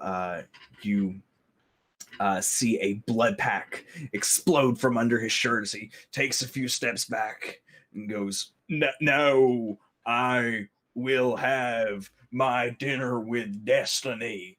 And you see him push over this massive 200-gallon cauldron that crawdads have been boiling in all day. And as it falls, boiling water cascading over the table, you see mannequins and potatoes and corn and okra, and all of the mannequins are dressed like the city council leaders. And that upstart new engineer that was supposed to take over the railroad, bright clean uniform, boiled soft, with name tags reading Councilwoman A, Councilman B, Head Engineer C, as he cackles, barely noticing the trickling of ketchup down his shirt, and the audience not affected by the immediate spray of this atomic lemon juice begins to clamp in approval yet again. I think that at the sight of this, Olive is going to rush the stage and try to scoop up Frothy and save her from the falling human crawdad boil. Okay, go ahead and make a might and persuasion roll for me. Oh man. Oh man. Oh yeah. Moment. This is going to be hopefully good. You got this. You got it, Cedar. Hey, you know what? That's 3 successes. Yeah. So you lift her bodily, and like under the legs. I'm like superhero scoop. Yeah. All right. No!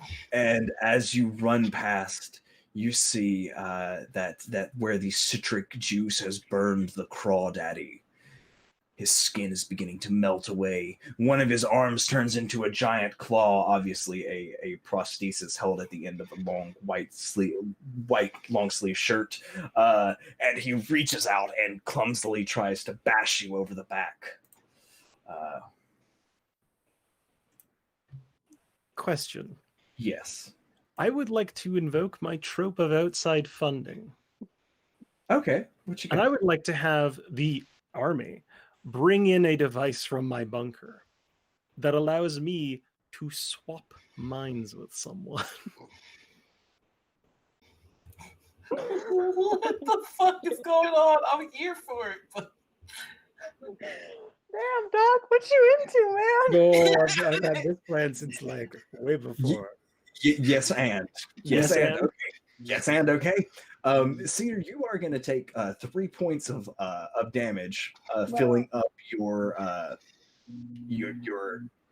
that'll leave a mark, I believe. I Just a have flesh wound, I think. I have a flesh, trademark called Shake It Off, which means Oh, roll 1 extra die to shrug off after damage is declared to you. okay, cool. So yeah, go ahead and roll. Go ahead and roll stamina for me. Okay. We're playing this fast and loose. That's gonna be 4. That's 1 success. All right. So yeah, we're gonna say that you only take 1 point then. And then he hits me, and I shake it off, and I'm holding this pretty girl, and I look at him, and I'm gonna say, "That's 1 claw that's never gonna click like a maraca," and that's my quip. Jeez. All right. I feel like there's a big industrial fan that's blowing all of her hair back as I say that line. Oh Got yeah, the sunset going in the background. Yeah. Yeah, it was noon and now it's sunset. Yeah, that's definitely how it's gonna go. All right. We're gonna wait for Noor to get back to do that vote, and yeah, Jay. Who are you changing minds with? We're gonna resolve this in scene. Suddenly, a man in army fatigues walks up and goes, "Mr. Horace,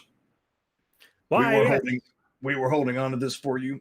This seems too dangerous for us. We're gonna have to return this to you and ask you to dispose of it properly. We were not sure the right way to destroy it without setting off an explosion that could erase all of humanity. We trust you to do the right thing." But of course, General, you can trust me to do the right thing with your technology. And yeah, we're gonna do that. So we're gonna hop back to that quip real quick. Can you remind us of your quip, Olive? I am holding Dollop in my arms. I've just been hit with a big prosthetic claw that did nothing because I'm a beefy danger lesbian. And I look at the crawdaddy guy and I go, "And that's a claw that's never going to click like a maraca," as the sun sets and there's a big industrial fan blowing our hair back. All right, everybody. 1, 2, 3. Yeah. That's good. That's good. I'm so happy that y'all are using the quips. They're delightful. Yeah. So beautiful. Yeah, Jay, you've got this. What does this device look like? It's on a solid, like almost motorized tracks, like a tread. And it is your typical 50s death laser style machine with one of those large kind of diode helmets attached to the back of it. Okay. So I'm going to seat myself down into it, buckle myself in, strap on the helmet, adjust everything, and I'm going to rotate everything with this little steering wheel with a little rear view mirror. Perfect! And I'm going to aim it right at Tibbets. Okay. Yeah, give me I'm throwing you under the bus here, Zan. Yeah. Oh man, give me a intellect and technology roll. Can do. Oh, I better not fail this. If you fail it, who's next to Tibbets? Because they're me holding right. That's 1 success. All right, let me do a roll for him and see how it's gonna. Oh, that's not good. I think we might have a character body switch. Oh no. Please. All right. I'm down for this. I am all the way down. All right.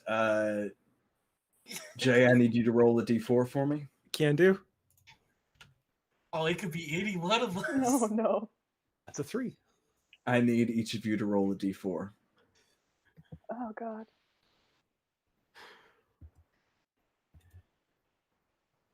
I got a 1. I got Wow. Everyone avoided it. That's just fine. Jay, your body falls limply. And we'll get back to you in just a second. No. What are the rest of you doing? I should just do a little happy dance. No, I'm kidding.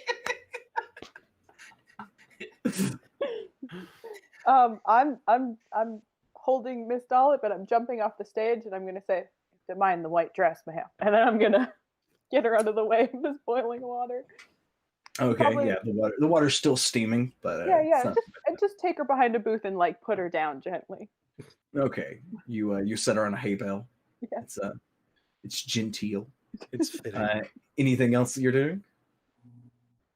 Nope. I'm gonna turn back and I have my scepter. I probably like shoved it into the back pocket of my jeans and I'm gonna hold it up and I'm gonna be like, "You stay here while it's safe," and then I'm gonna like run back into the crowd. Oh And no, I'll you say, just definitely All right. you just definitely didn't have the scepter for a few seconds, and then you did. Yep. Props. Dollop, what are you doing?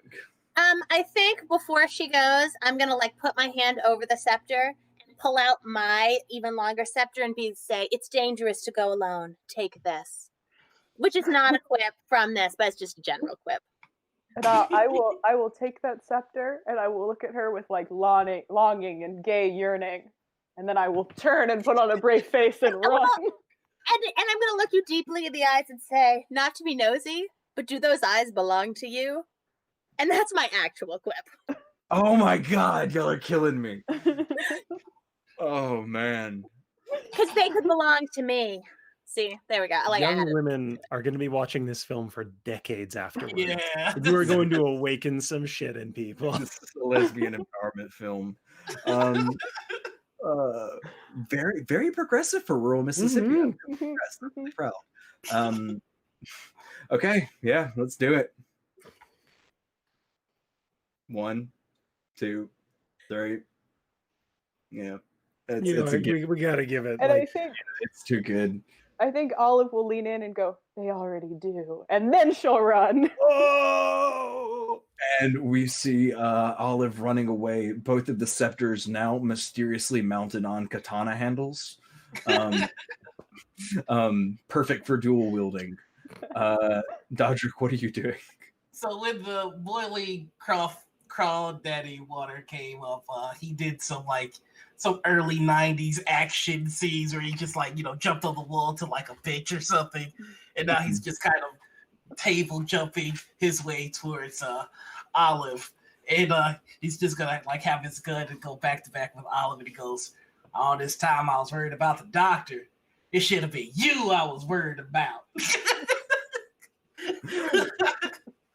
We can fight about this when we're not surrounded by people crustaceans, okay?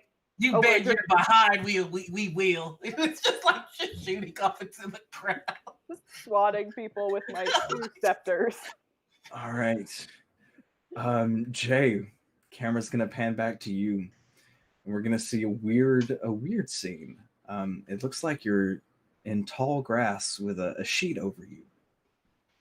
And then you see a strange mountain nearby. It's pink and covered with tall grass, but it's very well defined and very firm. And, oh, that's a nipple. And you realize that you have traded places with a crawdaddy underneath the shirt of Linder Tibbetts. What does Crawdaddy J do? Crawdaddy Horace. Crawdaddy Duck, I'll have you know. Okay. The Crawdaddy Medical School. Yeah.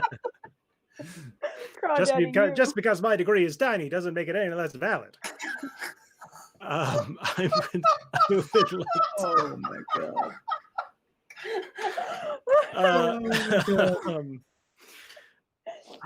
What do I want to do here? Just imagine the Crawdaddy in a cap and gown. I would like to intellect and science my way. Actually, no, not even that. I would like to make a persuasion check to the You better other have something good. crawdads that are making up Tibbets. I want to get them on my side. I think I'm a better leader than Tibbets ever was.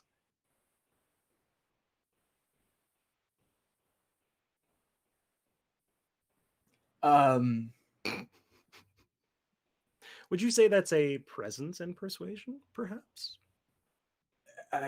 I mean, crawdaddy diplomacy is not a stat, so I guess so. That's the kind of phrase I live for in tabletop gaming. Oh my god. I'm running on the seat of my pants, so We've been doing that for like an hour and a half. I know, right? So persuasion and presence, you're cool with that? Persuasion and presence, let's rock it. Oh, it's only one. I mean, y'all got a lot of directorial control built up from those quips. That's true. You can have my quip, man. You can have my quip. I'm giving it to you. Is the microphone still around? We're gonna say that yes, he has hung the microphone around his neck, in one of those goofy lanyard straps. Gotcha. Yeah, I'm gonna crawl onto that and I'll like tap it a couple times. Testing. Can everyone hear me? People of Emery, I am your crawdad scientist, and I believe this man Tibbets could be the worst leader you could imagine. He will drive your society into ruin.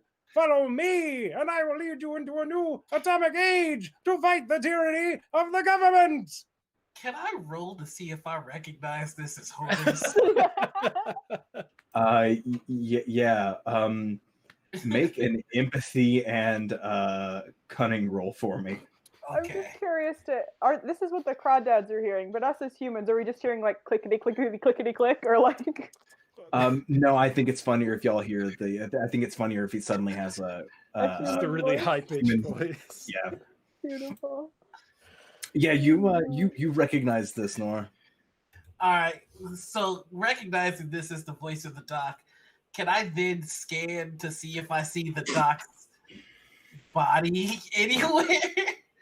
Yeah, you definitely see him. He's just he was like flat on his back, and now he is rolled over onto his belly and is kind of flopping, and is doing this with his claws, with his hands. He's the biggest crawdad of all. Yeah. Hell, it ain't right to leave the doc all vulnerable. Like, suppose I should do the right thing, but I mean, don't tell me the right thing is shooting me. I mean, that's one less person in the way of Frothy's infections. But Dodd, hell. Dodd, we can do the right thing, but we could also take 2 minutes to point and laugh at him first. Well, I mean, I think that is due. Okay.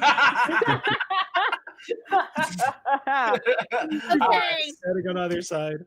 I'd like to invoke my trope. It's been me this whole time, and I'd like to be Tibbets. And Tibbets takes the crawfish and like crushes it and says, "I'm not a 7.6. I'm a 10 out of 10," and throws it on the ground and unzips the costume, and the real Frothy Dollop comes out. And when you look over, there's just a bunch of crawdads where you left Frothy Dollop. What in the fuck? What just happened? What a twist! What just happened? Is that fine?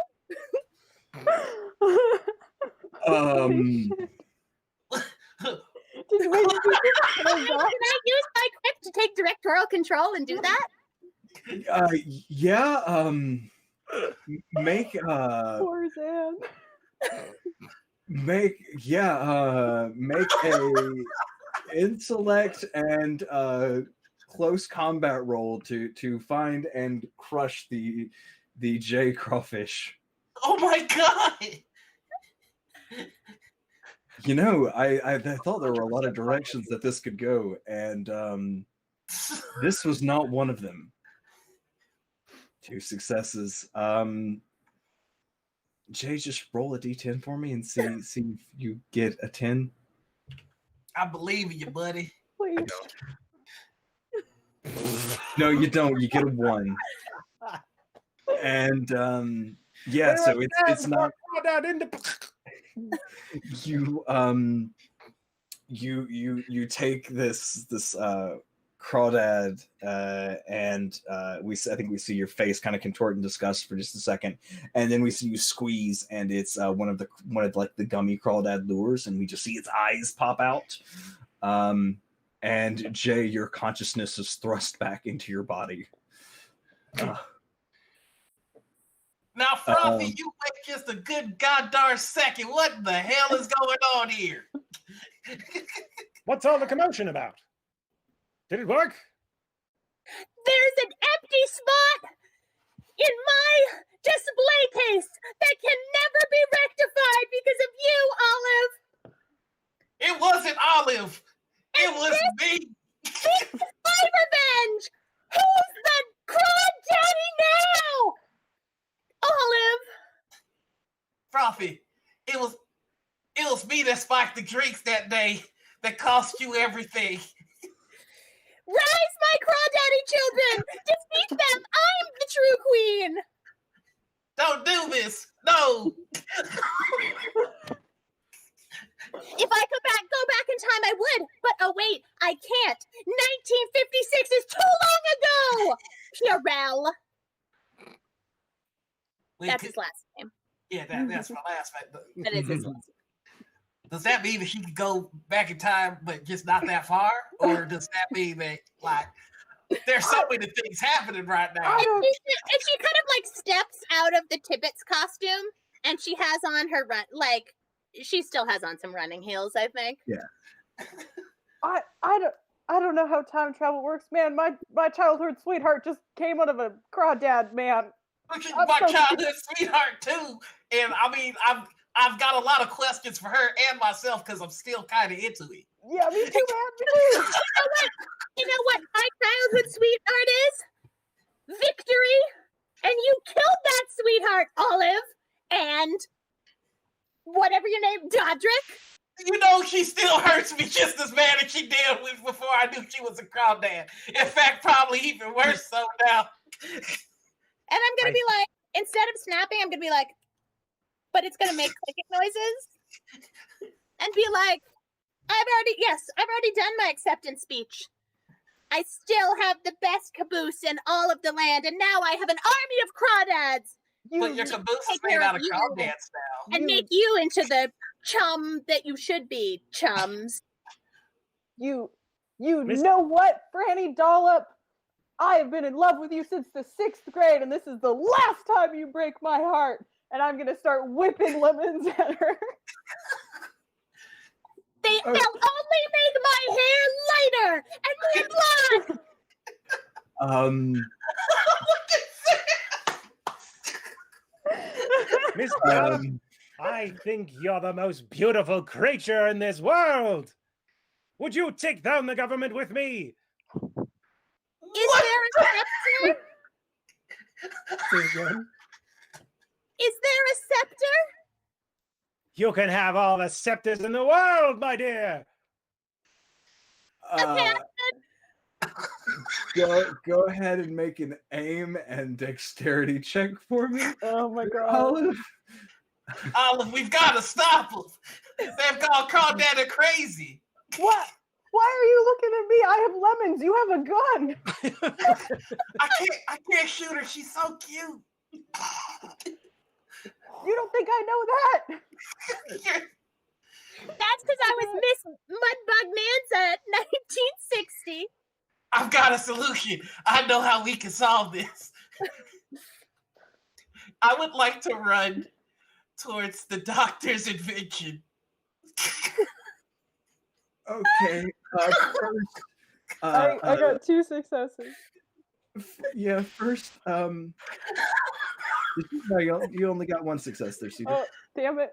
Okay, but it's you find a lemon on the ground and you bat it towards her, and it lands squarely on her groin, staining the white dress yellow right at her crotch.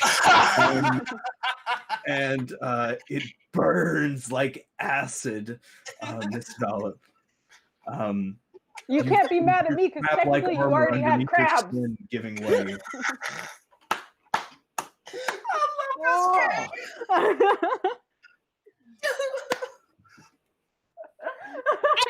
You can't hurt me. You'll just make my hair more blonde. Oh God! So That's just as the a wrong reminder, hair. folks, we're raising funds for the Thurgood Marshall College Fund and the Botana Group.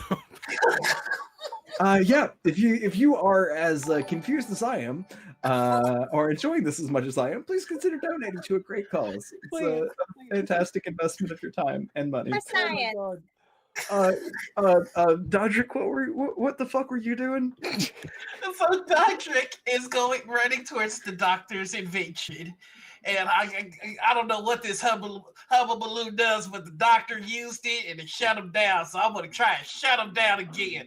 And I'm going to shoot this scientific thingamajig at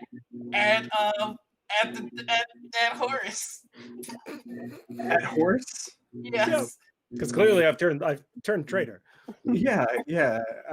Okay. Make us intellect and science and technology roll for me. Okay. I am going to use one of my tropes, which is elbow grease, which lets me. Sometimes things get stuck. No, not that one. I'm going to use grit and determination. Sorry. Which you never know. With a little grit and determination, you can rest in the challenge. Roll an extra die on actions that are outside of your character's archetype. So, I think that's outside of your character's archetype right there. Yeah. So intellect and technology. That means I get to roll 2. Let's fucking go! I believe in you. That's a success. That's a success. Yeah, you spritz the doctor down. How do you react, Doctor? Oh, I'm not doing the lemon thing. I'm doing the body switching. Oh, the body switching thing. And at the same time, I'm running to the doctor, and I'm running to him, and I'm taking him in this big embrace, and I say, "Kill that man, Dodrick Urel. He ruined my life." I love you, Frothy. I love you still. Not so much like Dodrick, but I must just be confused. You should kill Dodrick so I can run away with you, Doctor. Suzanne, what happens? What happens is I blow my fucking brains out. Yeah. No, you are supposed to come in on this. You should have known. I knew what I was getting into. I just didn't know it was going to be this. The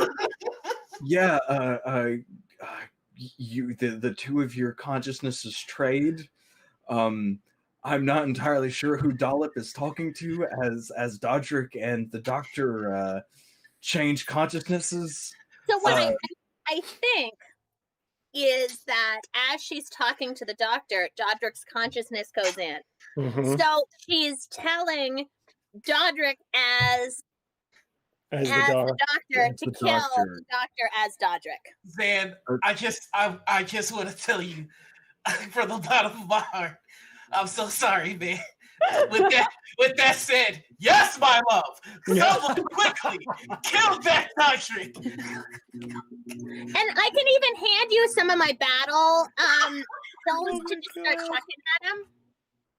Yes. Some of the battle crawfish. Yeah, I mean, maybe you've got some fried Oreos on you. Take him down. Destroy Dodrick Burrell. I would like to, as I'm waking up in Dodrick's body. Yes, clearly a different height. The lemon atomizer as well. Yes, clearly a different height and different shape and everything.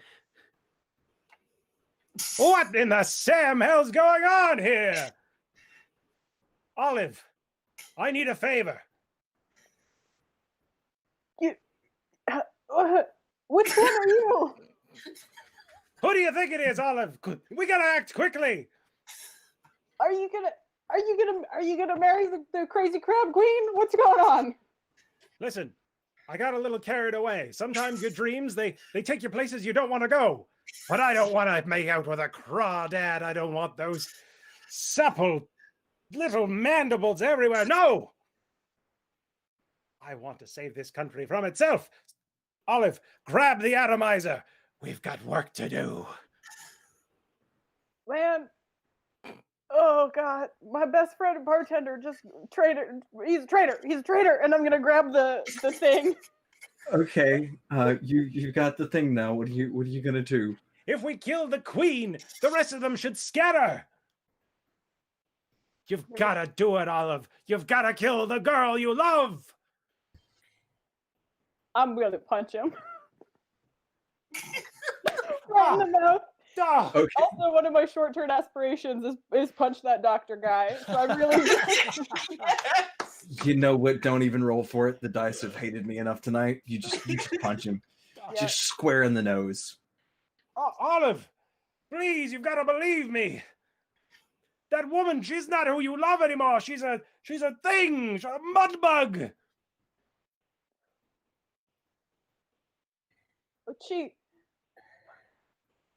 She cared for me when I was just a mud bug, when I was just a little hillbilly girl doing calf tying. If you don't stop her now, your best friend's gonna be in my body for the rest of his life, and you may not live long enough to see it. I'm gonna You look like you got something you want to say. I'm gonna turn Olive and be like, come here. Just come back. We can still be friends again. Oof. Oof. We can share the scepter. I never wanted to be friends in the beginning, and I never wanted the scepter, and I'm gonna hit her with it. The scepter? Yeah. Close combat and might. Oh god, okay.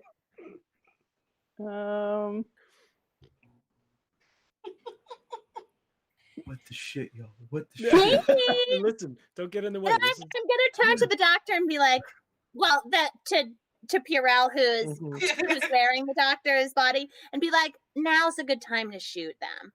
3 successes. Now's a good time. 3 successes. Or at least, or kill them with your science. You're right. Of course, my science. I will endeavor to use science to vanquish our enemies. You absolute claptrap! You don't know a thing you're going on about. You're the claptrap. I know all the science. It's at this point that Olive runs up and bashes the crawl queen in the fucking skull. You have some armor going on underneath that skin, so it doesn't hurt quite so bad, but it definitely you're gonna have a black eye, and it breaks one of your earrings. Like when she gets hit, the doctor just goes, "God damn!" Can I roll some kind of intimidation? She has 4 for presence and 3 for command. Yeah, go ahead and roll for that. Go ahead and roll for it, yeah. Oh man, we are matched at presence and command then. Go ahead and oppose it there, Cedar. Calliope, was that your roll that you just made? Yeah. All right, cool. So 1 success. Ooh. 3 successes, Cedar. What do you command her? I'm gonna look at her and I'm gonna say, I used to love the way how domineering and in charge you were, and now it's just kind of getting on my nerves. And I'm just gonna shove her to the ground. Okay. Doc, whoever the hell you are. Doctor. He's in the doc's body. What are you doing during all of this? You just I am going to tackle Olive to the ground. We were friends. Give me an athletics and might roll. Bros before hoes, man. All right, so I get to roll 4. You don't have to worry. I keep rolling like shit. Yeah, you managed to fend him off, dual wielding your scepters. He just goes, Olive, wait, I gotta play. Doc, what you doing? While all this fracas is going on, I'm going to sweep up the atomizer. I'm going to try to like jump on top of the quarreling, the two of them. Yeah. And I'm going to look